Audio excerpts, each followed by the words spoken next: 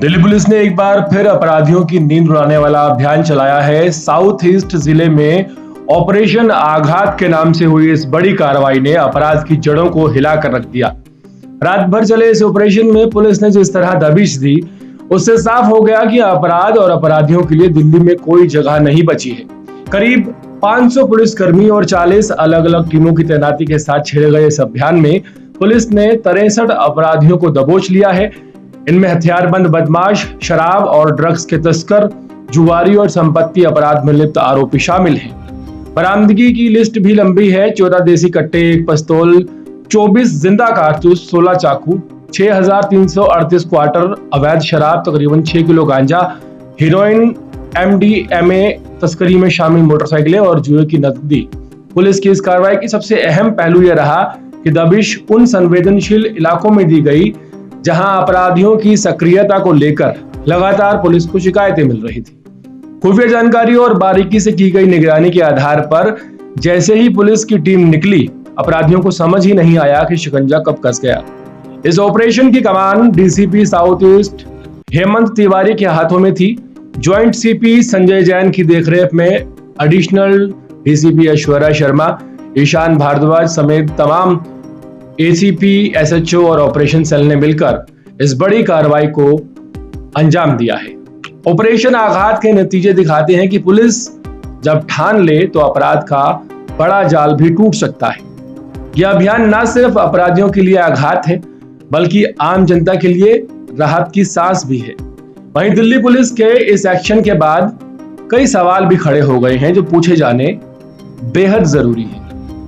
अगर हथियारों को की बरामदगी पर नजर डालें तो बड़ा सवाल यह है कि जब 14 देसी कट्टे और पिस्तौल एक रात में मिल सकते हैं, तो अब तक ये हथियार किनके पास थे, इस्तेमाल हो रहे थे, कौन इन्हें यूज कर रहा था और पुलिस की नजर से क्यों बचे रहे?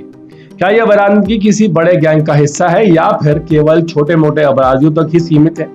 नशे के कारोबार की बात करें तो करीब 6 किलो गांजा, हीरोइन और MDMA बरामद होना अपने आप में चौंकाने वाला है, क्योंकि असली सवाल यही है कि इनका सप्लाई नेटवर्क आखिर दिल्ली तक कैसे पहुंच रहा था और क्या पुलिस सिर्फ छोटे तस्करों को पकड़कर संतुष्ट हो रही है या बड़े सप्लायर और सरगना भी दिल्ली पुलिस के रडार पर है।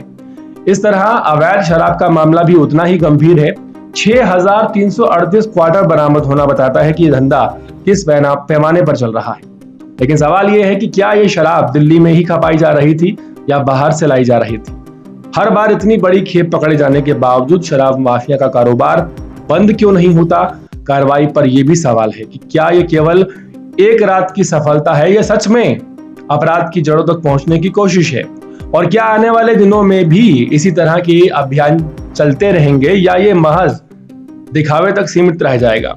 अंत में जनता से जुड़ा एक सबसे अहम सवाल यह है कि जिन इलाकों में अपराधी पनप रहे हैं, वहां रहने वाले लोगों की सुरक्षा का क्या इंतजाम होगा और उन्हें यह भरोसा कैसे दिलाया जाएगा कि ये अपराधी जो पकड़े जा रहे हैं दोबारा बाहर आकर फिर से वो धंधा शुरू नहीं करेंगे?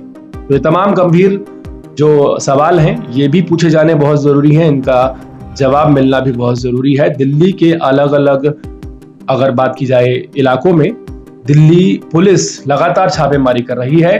खासकर छापेमारी जो है वो ड्रग्स और गैंगस्टर्स के खिलाफ की जा रही है। पहले द्वारका से शुरुआत हुई जहां 25 ठिकानों पर रेड हुई, फिर आउटर नॉर्थ और रोहिणी जिले से शुरुआत हुई जहां 2 DCP ने मिलकर छापेमारी की। अब साउथ ईस्ट में ये छापेमारी की गई है।